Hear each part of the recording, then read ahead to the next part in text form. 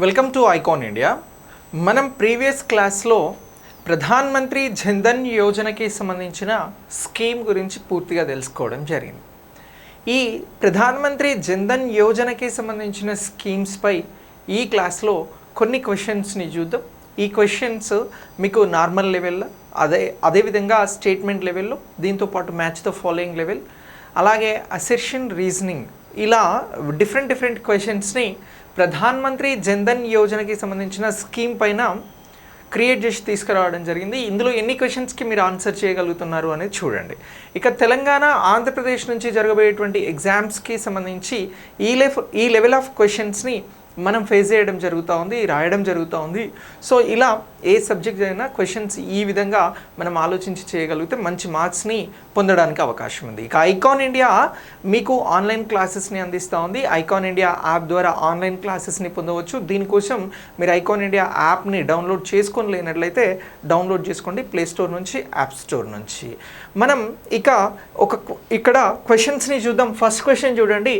ప్రధాన్ మంత్రి జన్ధన్ యోజన గురించి క్రింది ప్రకటనలో ఏది తప్పుగా ఉంది అని చెప్పేసి అడగడం జరుగుతూ ఉంది. తప్పుగా ఉన్నటువంటి స్టేట్మెంట్ని, ఆప్షన్ని గుర్తించాలి. ఇక్కడ మనము option A, Pradhan Mantri Jan Dhan Yojana 2014 August 28న ప్రారంభించబడింది. ఈ పథకంలో ఫ్లెక్సీ రికరింగ్ డిపాజిట్ల వంటి మైక్రో ఇన్వెస్ట్మెంట్లకి అంతర్గత నిబంధన ఉన్నది. అలాగే ఆప్షన్ సి, 2023 నవంబర్ 29 నాటికి మొత్తం 51.04 కోట్ల ప్రధానమంత్రి జన్ధన్ యోజన ఖాతాలు తెరవబడ్డాయి. ఆప్షన్ డి వచ్చి, ఈ పథకం భారతదేశంలో సమగ్ర ఆర్థిక చేర్చును లక్ష్యంగా చేసుకుంది అని చెప్పేసి ఆప్షన్స్ ఇవ్వడం జరిగినది. సో ఈ ఆప్షన్స్లో తప్పుగా ఉన్నటువంటిది ఏమిటి గుర్తించండి అని అడుగుతూ ఉన్నారు. ఇక్కడ చూడండి, ప్రధానమంత్రి జన్ధన్ యోజనకి సంబంధించి మీరు ఒకవేళ క్లాస్ ఇంతకుముందు విని లేనట్లయితే వినండి. సో ఇక్కడ ఈ క్వశ్చన్ గురించి మాట్లాడితే మనకి తప్పుగా ఉన్నటువంటి ఆప్షన్ ఏది అని అడుగుతూ ఉన్నారు. మరి తప్పుగా ఉన్నటువంటి ఆప్షన్లో మనం ఇక్కడ గుర్తించాల్సింది రైట్ ఆప్షన్ ఏంటి అని. సో ఇక్కడ ప్రధానమంత్రి జన్ధన్ యోజన 2014 ఆగస్టు 28న ప్రారంభించబడింది అని అంటున్నాం. ఎస్, ఈ పథకం అనేది 2014 ఆగస్టు 28న ప్రారంభించబడినటువంటి మాట వాస్తవం.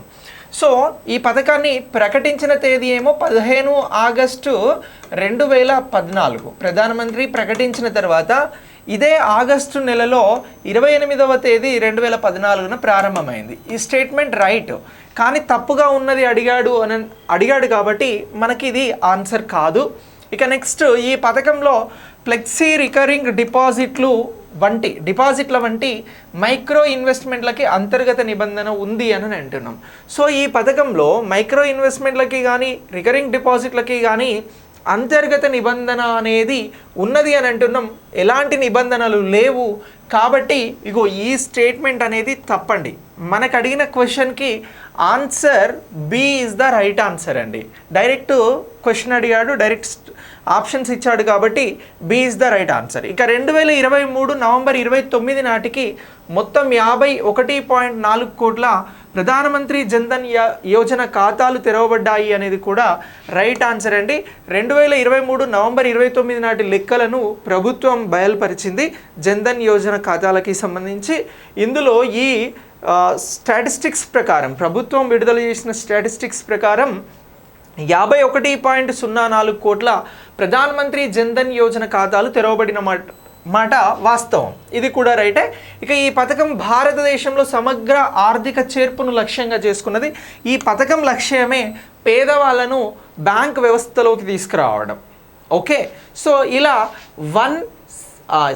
ఏ, సి, డి అనేవి రైట్ ఆప్షన్స్. మనల్ని క్వశ్చన్లో అడిగింది తప్పుగా ఏది ఉంది అని, తప్పుగా ఉన్నటువంటిది బి. కాబట్టి మన ఆన్సర్ అనేది బిగా గుర్తించాల్సి ఉంటుంది. చూడండి, క్వశ్చన్ అనేది మనం ఎలా చేయగలుగుతాము అని అంటే మనకి టాపిక్ మీద పూర్తి పట్టు ఉన్నప్పుడు.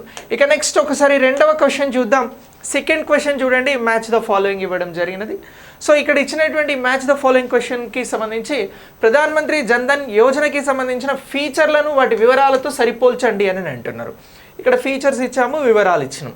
ప్రారంభ తేదీ ఇంతకుముందే చెప్పాను నేను, ప్రారంభ తేదీ 2014 ఆగస్టు 28 అని అంటున్నాం. 2014 ఆగస్టు 28. సో ఇప్పుడు కరెక్ట్ మ్యాచ్ చేయాలి అని అంటే ఇక్కడ ఏమవుతుంది, ఏ అనేది ఏమవుతుంది అని అంటే సి అవుతుందండి. ఏ అనేది సి, ఇగో ఏకి సి అనేది రైట్ ఆప్షన్. ఇక మొత్తం ఖాతాలు తెరవబడింది ఎంత అని అంటే ఇంతకుముందే మాట్లాడినాం మనము. ఇగో ఇక్కడ బికి 2 అనేది రైట్, ఇక్కడ నెంబర్స్ ఇచ్చారు కదా, ఏ అనేది 3 అవుతుంది, బి అనేది 2 is the right answer. Okay, ఇక నెక్స్ట్ మొత్తం డిపాజిట్లు ఎంత అని అంటే 2,08,555 కోట్లు మొత్తం డిపాజిట్లు వచ్చాయండి. అప్పుడు సి అనేది ఏమవుతుంది అంటే 1 అవుతుంది అని గుర్తించాల్సి ఉంటుంది. ఇక ప్రత్యేక నిబంధనలు అనేవి కనీస నిల్వలు అవసరం లేదు అని చెప్పినది. సో కాబట్టి ఇక్కడ డి అనేది ఏమవుతుంది అని అంటే ఈగా అంటే ఇక్కడ 4గా గుర్తించడం జరుగుతుంది, అది ప్రాపర్గానే ఇచ్చారు. ఇక నెక్స్ట్ ప్రాధాన్యత ప్రాంతాలు అంటే మహిళలు మరియు గ్రామీణ అర్బన్ ప్రాంతాలు, ఇది కూడా స్ట్రేట్గానే ఇవ్వడం జరిగింది 5. ఇక ప్రమాద బీమా ఇందులో ఎంత ఇవ్వడం జరుగుతుంది ఈ పథకంలో అని అంటే 2 లక్షల రూపాయలు ఇవ్వడం జరుగుతుంది. ఇక నెక్స్ట్ ఇక్కడ ఎఫ్ వచ్చి 2 లక్షల రూపాయలు అని అంటున్నాం. సో ఇలా మ్యాచ్ చేయడం అనేది జరుగుతూ ఉంది. ఇది కూడా ఇవన్నీ కూడా పథకంలో ఉన్నటువంటి అంశాలే. పథకంలో మనకు అన్ని అంశాలు క్లియర్గా తెలిస్తే మనం ఆన్సర్ చేయడం అనేది ఈజీగా ఇక్కడ అవుతా ఉంది. ఓకే, ఇక నెక్స్ట్ దీని తర్వాత మరొక క్వశ్చన్ చూద్దాం. ప్రధాన్ మంత్రి జన్ధన్ యోజన గురించి క్రింది ప్రకటనలో ఏవి సరిగ్గా ఉన్నాయి గుర్తించండి అని అన్నాడు. మనకి ఫస్ట్ క్వశ్చన్లో ఏవి తప్పుగా ఉన్నాయి గుర్తించండి అని అన్నాడు. Second question match the following చేసినాము. ఇక్కడ థర్డ్ క్వశ్చన్ వచ్చేసరికి ఇక్కడ మనల్ని అడుగుతున్నది ఏంటంటే ఇచ్చినటువంటి స్టేట్మెంట్స్ 4 ఉన్నాయి, ఇందులో సరిగ్గా ఉన్నవి ఇప్పుడు గుర్తించాలి. ఒకసారి గుర్తించే ప్రయత్నం చేద్దాం. ప్రధాన్ మంత్రి జన్ధన్ యోజన బ్యాంకింగ్ సౌకర్యాలను ప్రపంచ స్థాయిలో అందించడమే లక్ష్యంగా పెట్టుకుంది అని చెప్పేసి ఇక్కడ అడగడం జరిగింది. సో ఇలా లక్ష్యంగా పెట్టుకున్నటువంటి మాట వాస్తవం. భారతదేశంలో చాలామంది పేదలకు బ్యాంక్ అకౌంట్స్ లేవు, ఆర్థిక వ్యవస్థలో వీరు భాగస్వామ్యం కాలేకపోతా ఉన్నారు. ప్రభుత్వం ఇచ్చేటువంటి ట్రాన్స్ఫర్స్, బెనిఫిట్ ట్రాన్స్ఫర్స్ ఏవైతే ఉన్నాయో వీటిని నేరుగా చేర్చలేకపోతా ఉన్నాము అనేటువంటి ఉద్దేశంతో ప్రపంచ స్థాయిలో బ్యాంకింగ్ సేవలను అందించాలనేటువంటి లక్ష్యంతో ప్రభుత్వం 2014 ఆగస్టు 28 ఈ పథకాన్ని ప్రారంభించింది. ప్రపంచ స్థాయిలో బ్యాంకింగ్ సేవలను మెరుగుపరచడం ఈ పథకం యొక్క ముఖ్య ఉద్దేశం. సో కాబట్టి స్టేట్మెంట్ 1 అనేది ఇక్కడ రైట్. మనకు 1 ఎక్కడ కనబడుతుంది, ఏలో కనబడుతుంది, బిలో కనబడుతుంది, సిలో కనబడుతూ ఉంది. కాబట్టి మనం ఇంకా ఆన్సర్కి వెయిట్ చేయాలి. సో ఇక్కడ రెండవ ఆప్షన్ స్టేట్మెంట్ని చూడండి. 2018 ఆగస్టు 28 తరువాత తెరవబడిన ప్రధాన్ మంత్రి జన్ధన్ యోజన ఖాతాలకు 1,00,000 ఉచిత బీమా కవరేజ్ని ఇస్తూ ఉన్నారు అని చెప్పేసి మరొక స్టేట్మెంట్ని మాట్లాడుతున్నాం.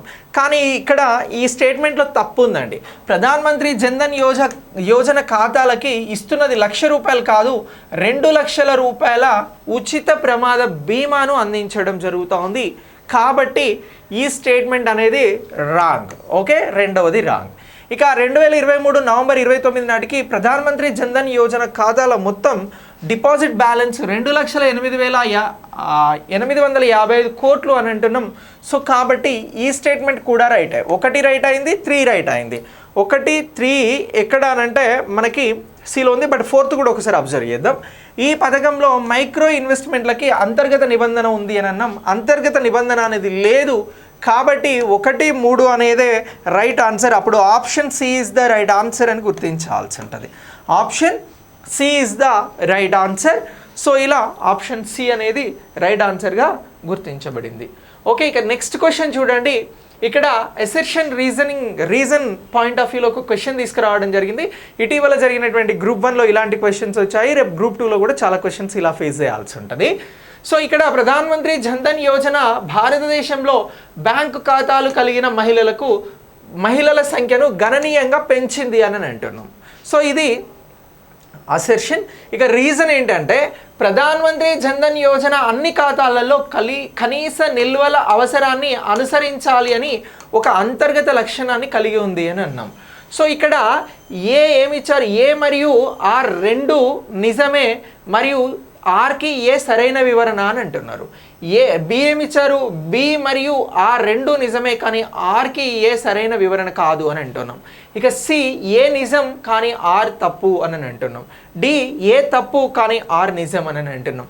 మరి ఇచ్చిన క్వశ్చన్లో రైట్ ఆన్సర్ ఏంటి అని అంటే ఇక్కడ మీరు అబ్జర్వ్ చేయండి.